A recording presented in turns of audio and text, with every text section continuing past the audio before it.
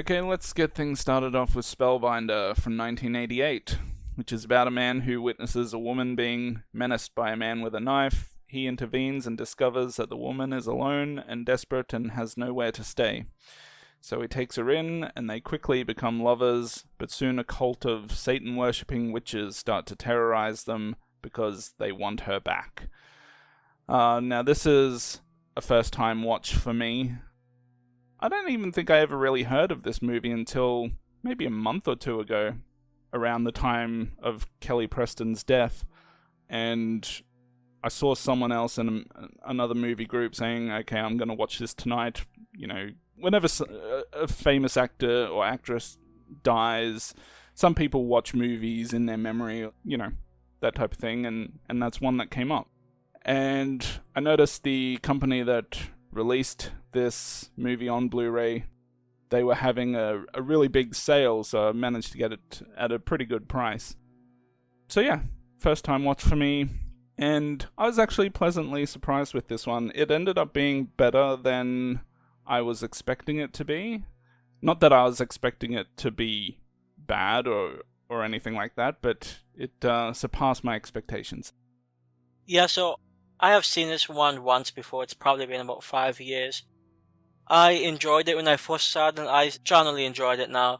One thing that really stands out to me is the main star being Tim Daly, who's not necessarily a humongous name, though he was also the star in one of my favorite miniseries, Storm of the Century, which was a 1999 Stephen King written miniseries, and he was the star of that. So it's nice seeing him here about 10 years earlier. I think the story is pretty decent. It, in some ways, almost feels reminiscent of like some 70s satanic movies, because those were all the rage back then. Only this has a bit more of like a high-end, classy feel. Plenty of creepy scenes. Some of them are pretty, what am I looking for? Suspenseful. It's not really the best witchcraft-based movie I've seen, but I would say it's a pretty decent movie, and I wouldn't be surprised if most people who watch this will have the same reaction and start finding the movie a bit better than they were maybe anticipating. Well, it starts off with a basketball scene, so immediately it was speaking to me. I was like, oh yeah, here we go, this movie, oh yeah. But, I mean, this is the type of thing that's quite right up my alley. Even though you can certainly apply this to the horror genre, you can also apply this to the thriller genre. And I'm a fan of 80s, 90s thrillers.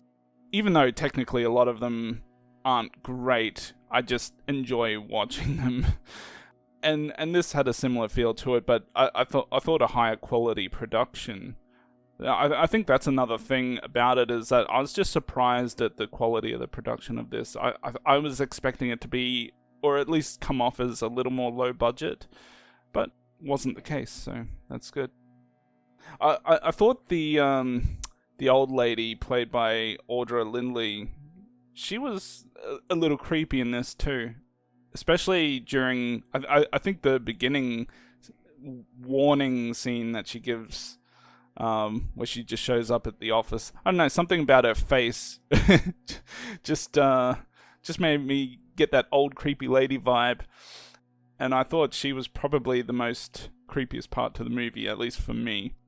But there's other scenes in the movie, like that one scene where they're getting attacked at the house and they're all outside the windows and everything, so... Yeah, I'd say that scene right there is probably one of the highlights for me. Yeah. So, yeah, I mean, it's definitely got some good scenes. Even at the beginning, the one little dream sequence where the guy comes out the pantry with the knife, you know, that there's a couple of scenes in there to help get your heart beating, I guess. Yeah, I think if anything for me, the movie sometimes seems like it's a bit sluggish. It's not like a major negative factor, but the movie runs about like an hour and 40 minutes. So there's a few parts in the middle where it may not necessarily be as interesting, but you know, it's okay. Most of the movie has a pretty decent mystery to it, and there's also a little bit of misdirection going on. So I certainly enjoyed that aspect, and I find the ending to be a pretty satisfactory conclusion. Yeah, I mean, there's a lot of movies since then that have kind of borrowed or copied those types of endings. I'm not saying this is the first movie to have that type of ending, but yeah, it certainly wasn't like one of those endings that you're just tired of seeing, at least back in that time.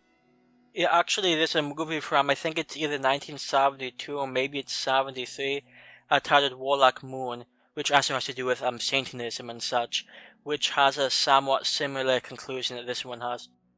Mm. But the one thing that movie doesn't have is a Kelly Preston sex scene. I'm going to assume you're right. You're probably right. I mean, I don't know if that was like a body double or anything, to be honest. Don't really care. I got to see some titty. But she does seem like a decently attractive woman at that time. It's too bad she had to ruin it all and marry John Travolta. Oh, see, this is a piece of I'm trivia just I kidding. didn't know. Yeah. So look, I'm not a huge fan of satanic witchcraft type movies, but this one, it didn't seem. I don't know. It just had a lot of other things that I enjoy about it. Like it just felt like a lot of other thrillers that I like watching, usually with some sexy woman in danger, and hey, it has that. I struggle on what I want to give this movie, and I was thinking somewhere between a 7 and an 8, and my rating may change when I next watch it, but for now, I'm going to give this an 8 out of 10. Yeah, so when I first saw this movie, however long ago that may have been, I'm pretty sure I also gave this one an 8 out of 10. I think after seeing it again, I'm probably going to move that to a 7 out of 10, which is my average rating. I think it's still a pretty decent movie. It's certainly, I don't know, there's certainly some scenes in it that you probably won't forget anytime soon. It may not always be the most original movie, but I do think it's a pretty enjoyable movie, and for the late 80s, with mainly, by that point in time, a lot of slashes and low-budget type movies, this one I think stands out nicely. So I think a 7 out of 10 is a pretty good rating for this one. And I also forgot to mention that there was that one death where the guy catches fire, which is pretty cool as well. Even though it looked a little fake, but it still looked pretty cool. Yes. I mean, I think for the most part, the special effects were pretty, when they used it, there was like a ton of special effects. Although I really liked the glass scene where they were pushing into the glass, and that was pretty cool looking. But I think they did a pretty good job overall with this one.